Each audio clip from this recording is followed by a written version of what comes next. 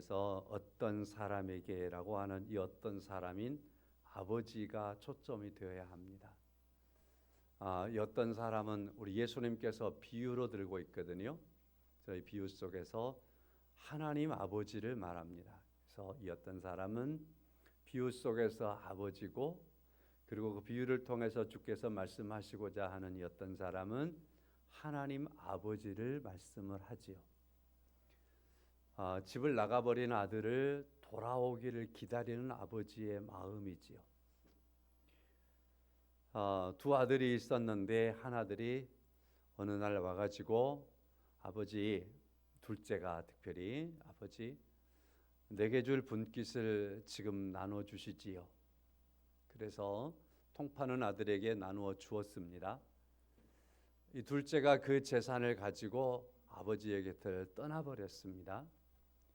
얼마 안 가서 허랑방탕하게 돈을 쓰다 보니까, 우리 옛말에도 부자가 3대 못 간다. 아무리 큰 부자여도 그거 재산 지켜가기 쉽지 않은 일이지요.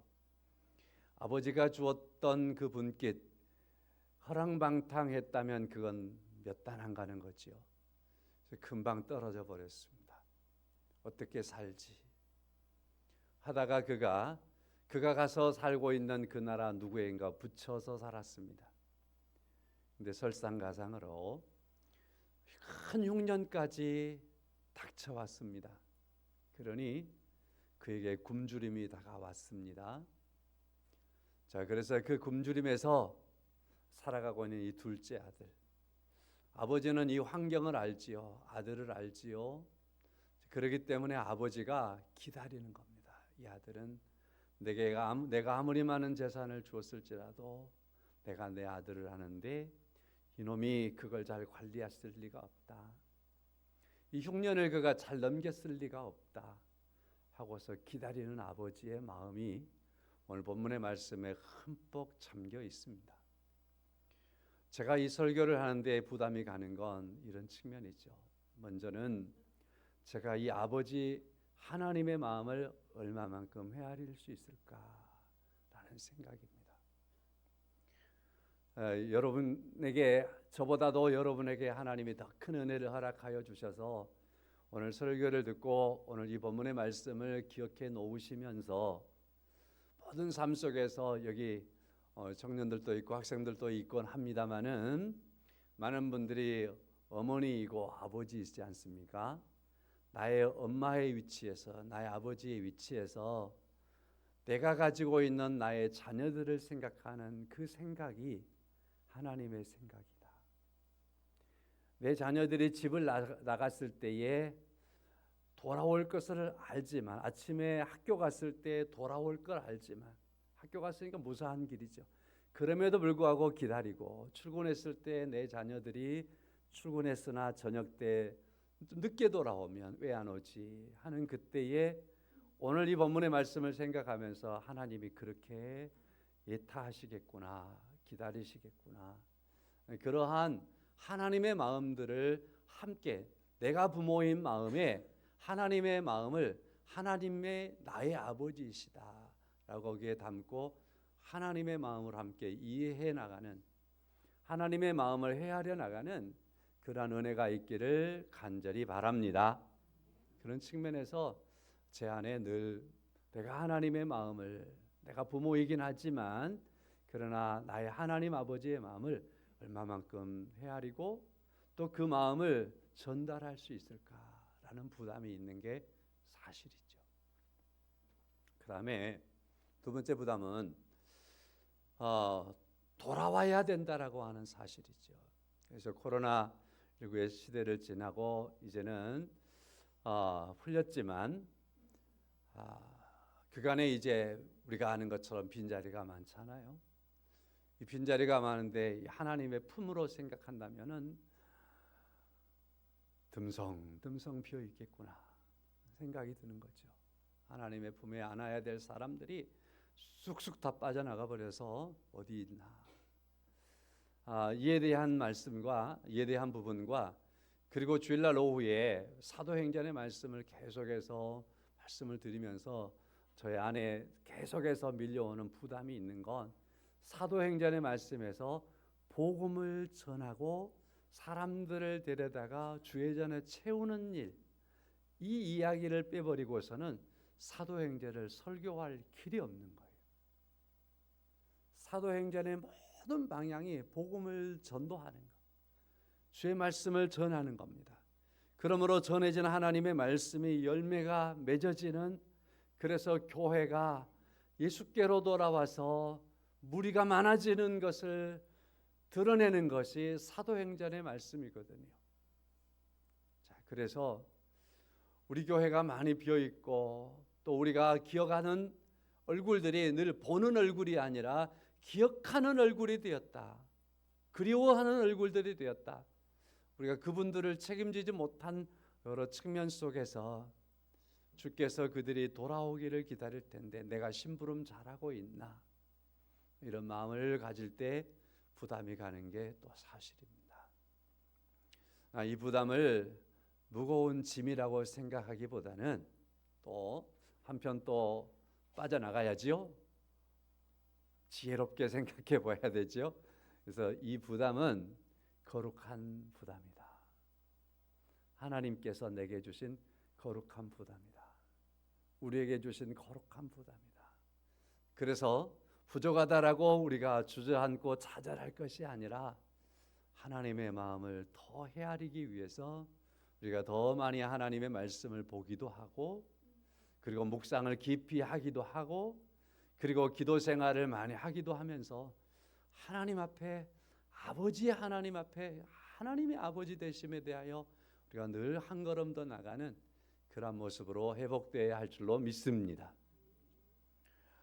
그리고 또 우리에게 주어진 거룩한 책임을 우리가 기억하고 내게 심부름을 보내신 하나님, 그래서 강권하여 데려다가 내 집을 채우라 하시는 그러한 사명을 주신 하나님, 그런 말씀 안에서 하나님은 자기 자식이 아직도 돌아오지 않은 것을 인하여 상가가 멀지만 언제 돌아오려나, 돌아와 아까 우리 찬송 불렀는데 그 돌아오기를 기다리시는 그런 아버지의 마음을 우리가 깊이 헤아리면서 여러분과 제가 주의 전을 채워나가는, 교회를 채우는 게 목적이 아니죠.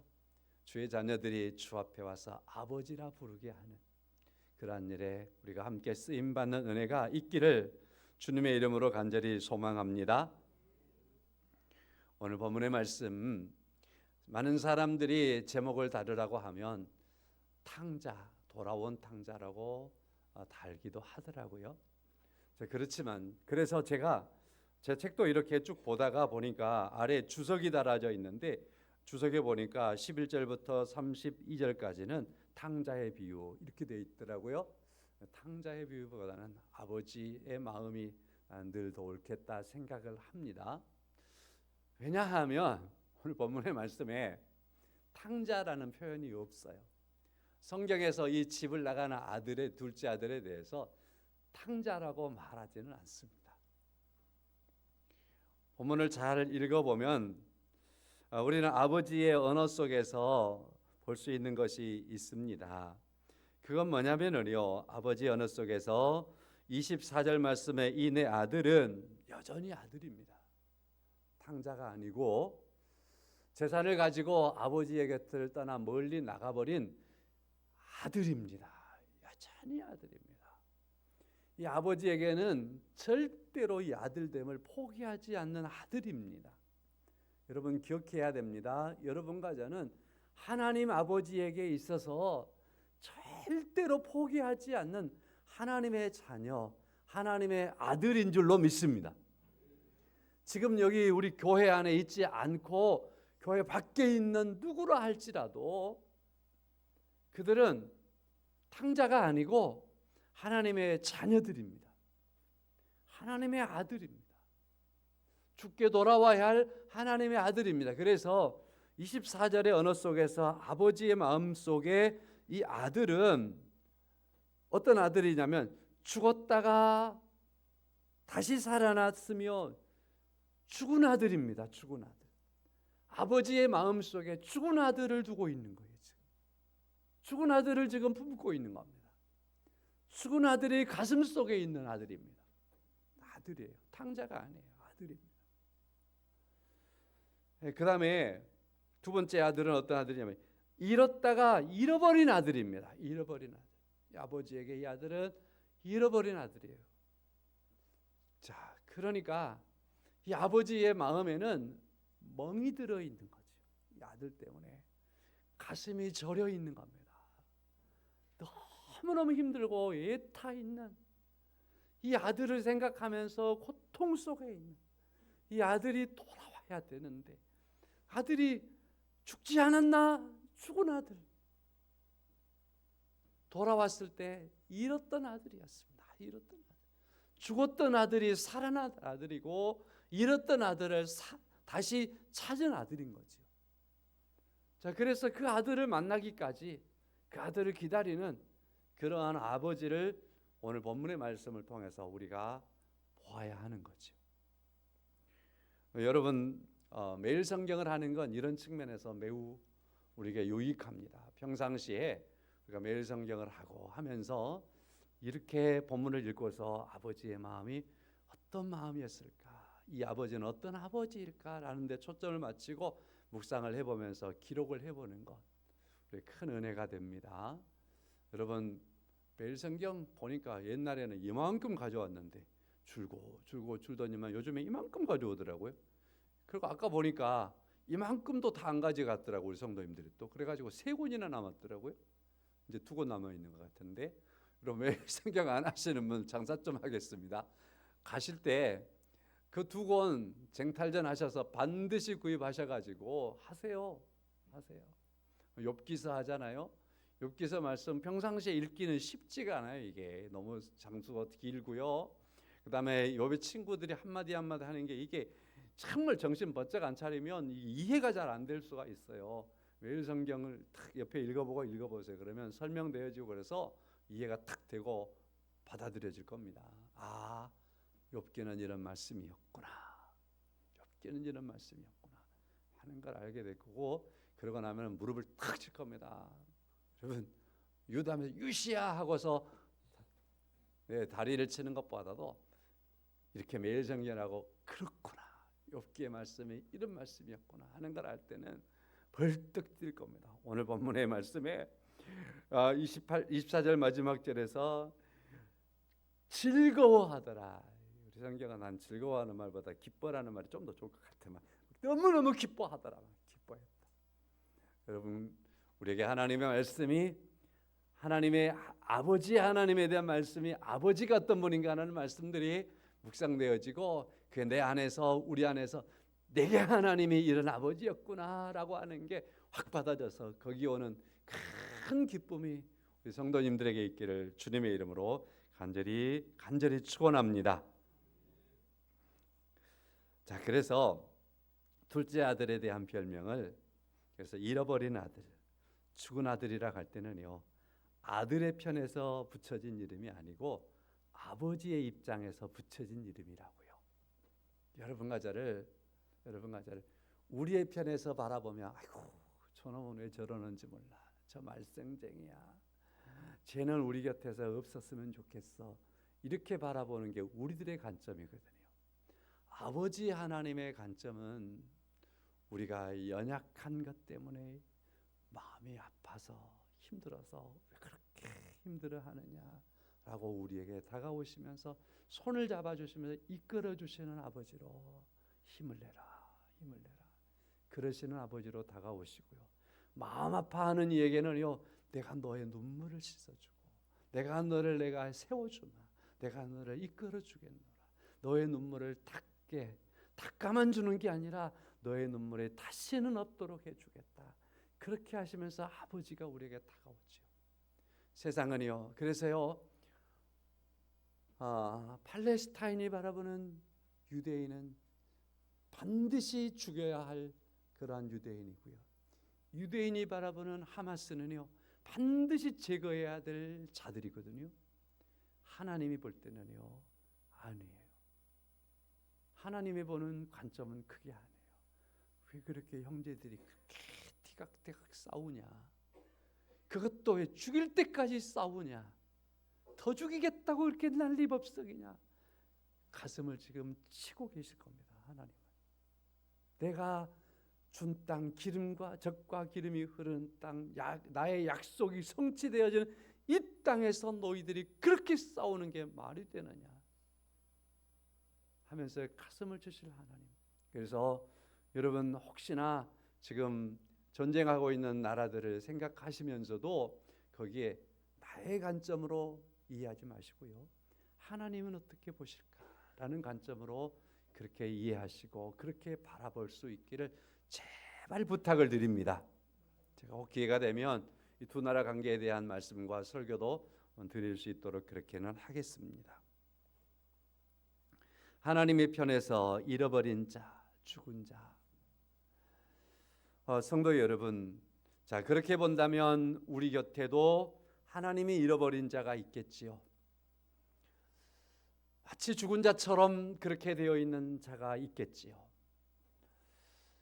그런 사람들이 우리의 주변에 있겠다라는 생각을 우리가 하면 하나님께서 예타하실 걸 생각할 때 하나님의 자녀된 우리가 그 형제를 찾고 그 형제가 주께로 돌아오도록 인도자가 되고 전도자가 되고 권면하는 자가 되고 아버지를 증거하는 증인이 되는 그런 은혜가 여러분과 저에게 있게 되는 것을 믿습니다. 자, 오늘 아버지는요, 애타라는 말을 제가 여러 번 썼습니다. 애타는 마음을 가진 아버지이다, 이렇게 말씀을 드리고 있습니다. 아버지는 아들을 잘 알고 있기 때문에 애가 타는 거죠. 어느 날 아버지, 재산 중에서 내게 돌아올 분깃을 주세요. 굉장히 당돌한 아들이잖아요. 좋은 말로 당돌하죠. 철없는 이 아들이죠. 이 아들이 이러한 아버지에게 달라고 하는 걸 보면 이 아들의 어느 만큼의 수준을 느낄 수가 있지요. 아버지는 아는 거예요. 이 아들이 그래서 어떤 아들인가를, 둘째 아들 이 아들은 재산을 아직 아버지가 아버지의 의견으로 이 아이에게 분깃을 주지 않았다면 아직 이 아들의 능력을 아는 거예요. 제가 최근에요, 고양이에 대해서 보았어요. 고양이, 엄마 고양이가요 새끼 고양이를 기르는 거예요.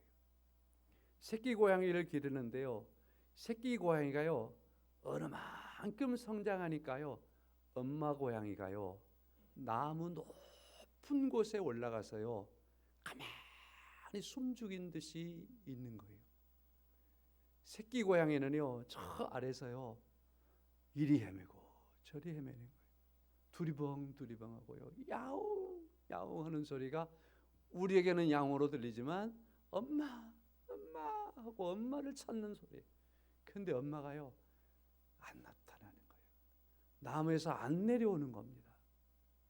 그래서 거기 설명하는 사람이 설명하는 소리가 뭐냐면요, 엄마는 아기 고양이가 이제는 자기의 능력으로 홀로 떨어져서 엄마와 헤어져서 혼자 독립할 때가 되었음을 알기 때문에 엄마는 저 높은 나무에 올라가서 그렇게 애절하게, 고양이 소리만큼 애절하려고요, 그죠? 그렇게 엄마를 불러도 엄마가 가만히 그 위에서 내려만 보고 있는 거예요. 근데 어느 만큼 시간이 지나니까 엄마를 부르다가 이 고양이가요 어디론가 멀리 가는 거예요. 설명하는 사람이 하는 말이, 이제는 저 엄마와 엄마 고양이가, 새끼 고양이는 혹시나 길을 지나다가 스치면서 만날 수 있는 기회가 있을지는 몰라도 저 엄마와 저 새끼 고양이는 만날 이유가 없습니다 라고 설명하더라고요. 거기에는 엄마 고양이가 볼 때 새끼 고양이가 능력이 된 겁니다. 홀로 떨어져서 살아갈 능력이 된 겁니다. 엄마는 안 거지요. 그래서 내보내는 겁니다. 그런데 오늘 본문에 있는 이 둘째 아들은 아빠가 아는 거죠. 아직 내보낼 때가 안 됐는데 지가 나가겠다라고 하는 겁니다. 아버지는 그래서 자기의 재산을 나가버린 이 아들이 이 재산을 잘 관리할 수 없을 거라는 것도 아는 거죠.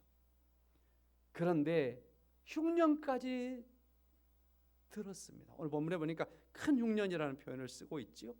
14절 크게 흉년이 들어 비로소 궁핍하여졌습니다. 그래서 그 나라에 살고 있는 누군가에게 붙어서 삽니다. 붙어서 사는데 그것도 귀찮으니까 들에 나가서 돼지를 치라 그래. 돼지를 치라. 유대인들에게 있어서 돼지가요. 자, 유럽 사람들에게요. 종교개혁 시대 막 이때 당시에 있는 유럽에 가면 교회들이 있어요. 교회들 보면은 한쪽 저 기퉁이에 저 루터가 말이죠. 종교개혁을 했던 그곳의 교회도 그게 있더라고요. 우리 교회 같으면 교회가 있는 저 위쪽에 한쪽에가 뭐가 있냐면요. 돼지가 있어요. 돼지가 있고요. 그다음에 돼지 젖을 빨아먹고 있는 사람들이 있어요. 돼지의 젖을 먹고 돼지의 젖을 빨아먹고 있는 사람들이 있는데 그 사람들이 누구인가를 쉽게 알 수 있어요. 빵모자를 쓰고 있어요. 빵모자를. 유대인들이에요. 유대인들. 왜 그랬느냐면요. 중세 시대에 기독교인 유럽의 기독교인들이 저 유대인들이 예수를 죽였다, 메시아를 죽였다, 저놈들이. 그래서 가장 저주스러운 형상으로 바로 유대인들은 돼지를 저주받은 짐승이라 하잖아요. 거룩한 짐승이라고 말 않지 않아요. 그래서 부정한 짐승이라 말해요. 그래서 저 유대인들이 돼지 젖을 빨아먹는 자다. 아주 저주스러운 형상을 그렇게 해놓은 거예요.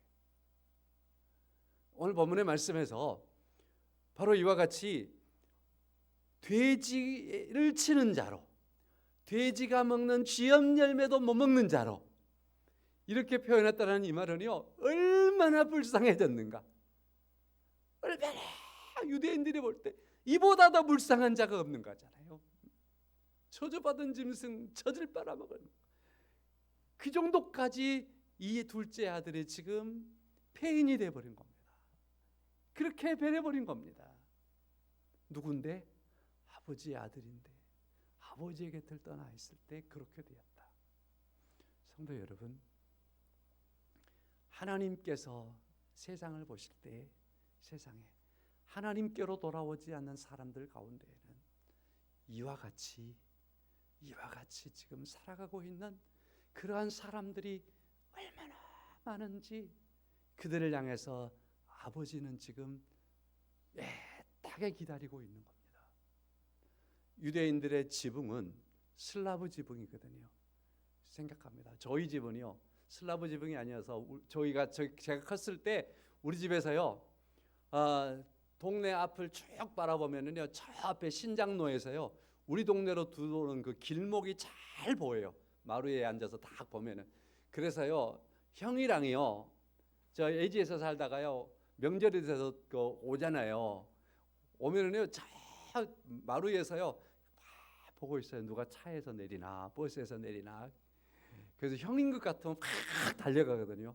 오늘 본문의 말씀을 보면 그런 생각이 많이 납니다. 유대인들이요 지붕이요 슬라브로 되어 있어요. 그러니까 지붕이 올라가서요 저 동네 앞을 바라보고 멀리 길을 바라보는 거예요. 바라보면서요 저 기다리는 사람 누가 오나 하는 걸 보는 거죠. 오늘 아버지가 그랬을 겁니다. 이 아버지에게는 그래서 루틴이 있는 거죠. 습관이 있는 겁니다. 버릇이 생긴 거예요. 늘 틈만 나면 지붕에 올라가서 저 먼 길을 바라보면서 자기 집이 있는 쪽을 향해서 그 길에 누가 오고 있나, 누구의 발걸음이 있나, 그림자가 있나 늘 바라보는 거예요. 여러분 창세기 24장의 말씀을 보면 이삭이 어느 들에서요 늘 이렇게 헤매고 있는 거예요. 이리 갔다 저리 갔다. 이삭이 그러는 거예요. 왜 그러냐면요 자기의 종이요 저 멀리 자기의 신부를 데리러 갔거든요. 신부감이 언제 오나 싶으니까 그때부터요 그 종이 그 신부감을 데리러 간 날부터요 이삭은요 늘 생각하는 거예요. 언제 오지 하다가 이제는 어느 지역에 가가지고 거기에서 계속 기다리는 거예요. 날마다 기다리는 거예요. 그 기다리다가 저 누구 오니까 달려가잖아요. 맞이하잖아요. 자기의 신부를 기다리는 이삭처럼 오늘 본문의 말씀에서 죽었다가 살아올 아들, 잃었다가 다시 돌아올 이 아들을 기다리는 아버지는 너무너무 애타게 이 아들을 기다리고 또 기다리는 겁니다. 성도 여러분, 그렇게 기다리시는 하나님이 여러분과 저를 기다려서 맞이해 주신 줄로 믿습니다. 자, 그런데 아직도 돌아오지 않는 사람이 여러분과 제가 살아가고 있는 삶과 생활 속에서 내 형제 중에 있고 내 자식 중에 있다는 사실을 생각해 보세요.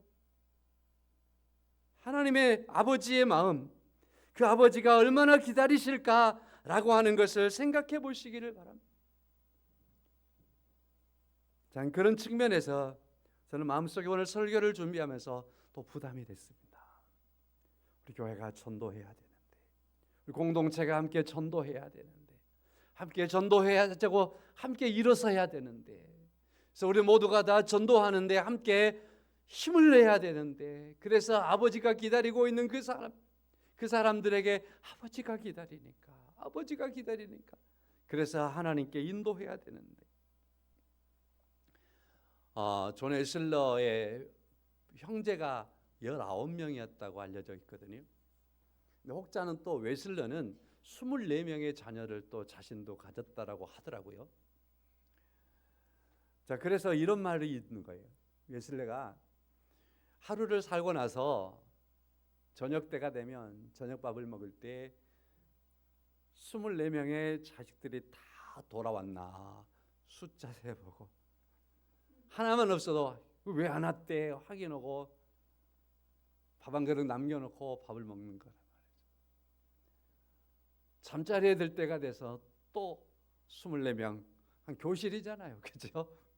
인원수 확인하고 그리고 나서 다 왔으면 잘 자라 하고 잠이 드는데 하나만 없어도 23명의 자식들이 누워 있는데도 불구하고 그 없는 그 하나 때문에 이 아버지는 그리고 그의 엄마는 밖에 나가서 왜 안 오지? 서성거리다 보면 어느덧 그의 발걸음이 대문 밖에 나가 있고 저 길거리까지 나가 있고 왜 안 오지? 걱정 속에 있고 염려 속에 있다라는 겁니다. 돌아오지 않은 아들 하나 때문에.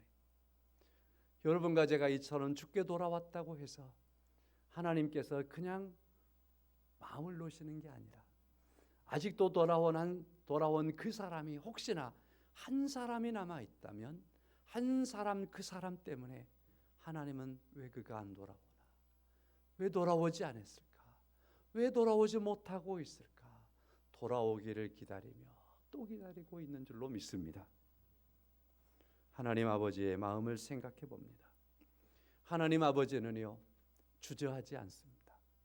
애타하기도 하지만 주저하지 않습니다.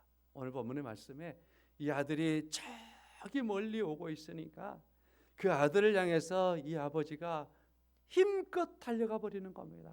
힘껏 달려가서 그 아들을 꼭 껴안는 것을 볼 수 있습니다. 그 모습을 보면 아버지는 그 아들에 대하여서 주저하지 않습니다. 이 아들을 우리 사정 잘 알잖아요. 언제가도 말씀을 드린 것 같은데 짐승을 키워보세요. 소똥 냄새는 맡을만 한데 돼지똥 냄새는 맡기가 쉽지가 않아. 소 움막에서 오는 냄새는 그래도 견딜만 한데 요즘에 돼지 움막에서 오는 그 냄새는 그 동네를 확 덮어버리는 못 살아요. 못 산다는 말이 그냥 나와요. 이 아들이 돼지들과 함께 살다가 돼지가 먹는 주엽 열매 가끔 얻어먹다가 돌아왔어요. 그러니 그 몰골이 어떻게 되겠어요? 강대뼈는 어떻게 돼 있겠어요? 그 옷은 어쩌겠어요? 그의 몸에서는요 사람이요 오랫동안 씻지 않고 난 냄새처럼 힘들라고요. 그렇죠? 근데 오랫동안 씻지 않는 것을 넘어서 돼지와 함께 굴르다가 온 이 아들에게 냄새는 어쩌겠어요? 그런데도 불구하고 이 아버지의 코는 그 아들을 사랑하는 그 사랑 속에서 마비가 되어 있고요. 오직 아들의 냄새만 맡는 거예요. 그래서 달려가 가지고 그 아들을요 껴안고요, 그 아들의 목에다 입을 맞추고요, 그 아들을 안고서요 기뻐서 뛰는 겁니다. 이 아버지는 다른 냄새는 안 나는 거예요. 평상시에는 다른 냄새 다 맡다가도 그 시간에는 다른 냄새가 안 나는 거예요. 이 아들에게 난 그 구린내 안 나는 거예요. 역겨운 냄새 없는 거예요. 그래서 그 아들에게 뛰어가다가 저는 주저하지 않아요.